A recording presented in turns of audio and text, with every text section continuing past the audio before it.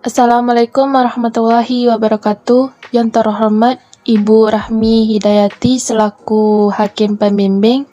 Baiklah, perkenalkan nama saya Dinia Fitri dengan NIM 1930203021. Akan membacakan tugas mandiri tentang gugatan dan unsur gugatan. Pengertian gugatan. Yang dimaksud dengan gugatan adalah suatu tuntutan hak yang diajukan oleh penggugat kepada tergugat melalui pengadilan. Gugatan dalam hukum acara perdata umumnya terdapat dua pihak atau lebih, yaitu antara pihak penggugat dan tergugat, yang mana terjadinya gugatan umumnya pihak tergugat telah melakukan pelanggaran terhadap hak dan kewajiban yang merugikan pihak penggugat. Terjadinya gugatan umumnya setelah pihak tergugat melakukan pelanggaran hak dan kewajiban yang merugikan pihak penggugat, tidak mau secara sukarela memenuhi hak dan kewajiban yang diminta oleh pihak penggugat, sehingga akan timbul sengketa antara penggugat dan tergugat. Sengketa yang dihadapi oleh pihak apabila tidak bisa diselesaikan secara damai di luar persidangan umumnya, perkaranya diselesaikan oleh para pihak melalui persidangan pengadilan untuk mendapatkan keadilan. Gugatan dapat disimpulkan sebagai suatu tuntutan hak dari setiap orang atau pihak, kelompok atau badan hukum yang merasa hak dan kepentingannya dirugikan dan menimbulkan perselisihan yang ditujukan kepada orang lain atau pihak lain yang menimbulkan kerugian itu melalui pengadilan. Oleh karena itu, syarat mutlak untuk mendapatkan menggugat ke pengadilan haruslah atas dasar adanya perselisihan atau sengketa. Bentuk gugatan. Yang pertama, gugatan tertulis. Bentuk gugatan tertulis adalah yang paling diutamakan di hadapan pengadilan daripada bentuk lainnya. Gugatan tertulis diatur pada pasal 118 ayat 1 HIR garing pasal 142 RBG yang menyatakan bahwa gugatan perdata pada tingkat pertama harus dimasukkan ke pengadilan dengan surat permintaan yang ditandatangani oleh penggugat atau kuasanya. Dengan demikian, yang berhak berwenang dalam mengajukan surat gugatan adalah yang pertama penggugat dan yang kedua kuasanya. 2. Gugatan lisan.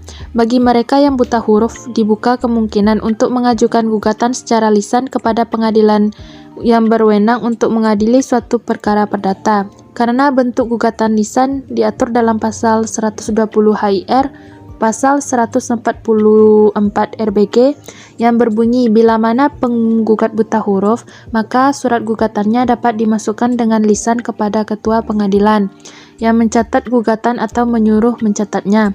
Ketentuan gugatan lisan yang diatur dalam HIR ini, selain untuk mengakomodir kepentingan penggugat buta huruf yang jumlahnya masih sangat banyak di Indonesia pada masa pembentukan peraturan ini, juga membantu rakyat kecil yang tidak mampu menunjuk jasa seorang advokat atau kuasa hukum, karena dapat memperoleh bantuan dari ketua pengadilan yang berwenang untuk mengadili suatu perkara perdata untuk membuatkan gugatan yang diinginkannya. Unsur-unsur gugatan. Surat gugatan yang dibuat haruslah memenuhi syarat-syarat pokok surat gugatan, karena kurangnya satu unsur saja akan berdampak besar terhadap putusan pengadilan, berupa gugatan tidak dapat diterima hingga gugatan ditolak. Pasal 8 nomor 3 menyebutkan suatu surat gugatan harus memuat setidaknya yang pertama, identitas para pihak meliputi nama lengkap, alamat tempat tinggal, tanggal lahir, pekerjaan, agama, kewarganegaraan jika perlu. Penyebutan pihak-pihak terlibat juga harus disertai posisinya masing-masing. Misalnya apakah bertindak sebagai penggugat, tergugat, permohon, atau termohon. 2. Alasan-alasan gugatan, fundamentum petendi atau posita, meliputi uraian fakta hukum dan uraian dasar hukum.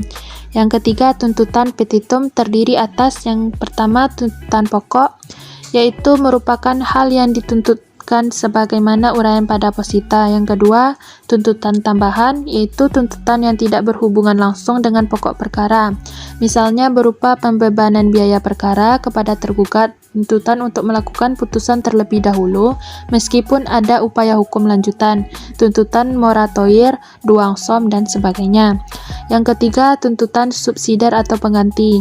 Hal ini dilakukan sebagai bentuk antisipasi apabila tuntutan pokok dan tuntutan tambahan tidak dikabulkan oleh majelis hakim. Biasanya berbunyi ex aequo et bono atau mohon putusan yang seadil-adilnya. Sekian, terima kasih. Assalamualaikum warahmatullahi wabarakatuh.